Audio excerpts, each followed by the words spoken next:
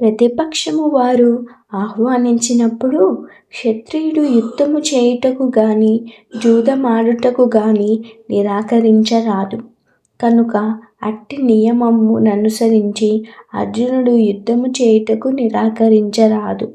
ఎందుకనగా అతడు దుర్యోధని పక్షము వారి చేత యుద్ధముకు ఆహ్వానించబడెను. ఈ సందర్భములో అట్టి సవాల్ వలన కలిగేటి ప్రభావములను ప్రతిపక్షము వారు గ్రహింపలేకున్నారని అర్జునుడు భావించెను. కాని అర్జునుడు ఆ దుష్ఫలితములను చూడగలుగుట చేత ప్రతిపక్షపు వారి ఆ సవాలును అంగీకరించలేకపోయెను. ఫలితము మంచిదైనప్పుడు నియమము ఖచ్చితముగా విధియగును. కాని ఫలితము విరుద్ధమైనప్పుడు ఎవరునూ అట్టి నియమములచే బంధించబడలేరు. ఇట్లు మంచి చెడులను ఆలోచించియే అర్జునుడు యుద్ధము చేయరాదని నిశ్చయించుకొనెను. వంశంలోని వారి ఉన్నతి, ఆధ్యాత్మిక విలువలను సాధించుటకు తోడ్పడు అనేక ధర్మాచరణలు, సంప్రదాయములు వర్ణాశ్రమ వ్యవస్థలో ఏర్పరచబడినవి. జననము మొదలుకొని మరణము వరకు గల అట్టి అనేక సంస్కారములకు వంశంలోని పెద్దలు బాధ్యత వహింతురు. కాని పెద్దలు అంతరించి పోయినచో అట్టి సంస్కారములు ఆ వంశంలో నిలిచిపోవును. అప్పుడు ఆ వంశంలోని యువత అధర్మ మార్గమును అవలంబించు అవకాశము ఉండును. అంతేకాకుండా వారు ఆధ్యాత్మిక ముక్తిని సాధించు అవకాశమును కూడా కోల్పోదురు. కనుక ఏ ప్రయోజనము కొరకైనను వంశములోని పెద్దలను వధించుట తగదు. జీవితములో శాంతి సౌభాగ్యములకు మరియు ఆధ్యాత్మికోన్నతికి మానవ సంఘములోని సత్ప్రవర్తన కలిగిన జనులే మూలాధారము.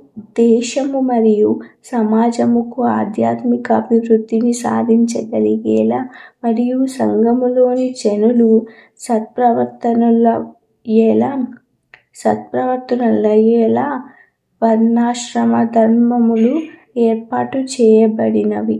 అట్టి ఉత్తమ పౌరుల జననము స్త్రీల ధర్మవర్ధనము మరియు పాతివ్రత్యము పైననే ఆధారపడి ఉండును. బాలురు సులభముగా పెడద్రోవ పట్టుటకు అవకాశములు ఉండునట్లుగానే స్త్రీలు కూడా పతనము చెందుటకు అధిక అవకాశములు ఉండును. కనుకనే పిల్లలకు, స్త్రీలకు కూడా కుటుంబములోని పెద్దల సంరక్షణ అవసరం. స్త్రీలను వివిధ రకాల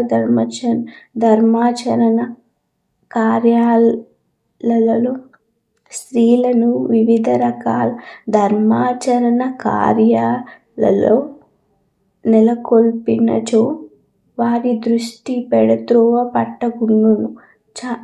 చాణక్య పండితుని అభిప్రాయముననుసరించి స్త్రీలు సాధారణముగా గొప్ప తెలివివంతులు కానందున వారు విశ్వసింపదగినవారు కారు. కనుకనే స్త్రీలను ధర్మకార్యాలకు సంబంధించిన వివిధ వంశాచారములలో నిమగ్నులను చేసినచో వారి పాతివ్రత్యము మరియు భక్తి వర్ణాశ్రమ పద్ధతిని పాటించుటకు యోగ్యులైన ఉత్తమ సంతానముకు జన్మనిచ్చును. అట్టి వర్ణాశ్రమ ధర్మము విఫలమైనచో సహజముగానే స్త్రీలు కట్టుబాట్లను విడిచి పురుషులతో విచ్చలవిడిగా కలిసిపోదురు. దానితో అవాంఛనీయ సంతానము ఉత్పన్నమై జారత్వము ప్రబలమగును. సంఘములో బాధ్యతారహితులైన వ్యక్తులే జారత్వమును ప్రోత్సహించుదురు. అట్లు మానవ సంఘములో అవాంఛనీయ సంతానము పెరిగి యుద్ధములకు మరియు అశాంతికి దారితీయును.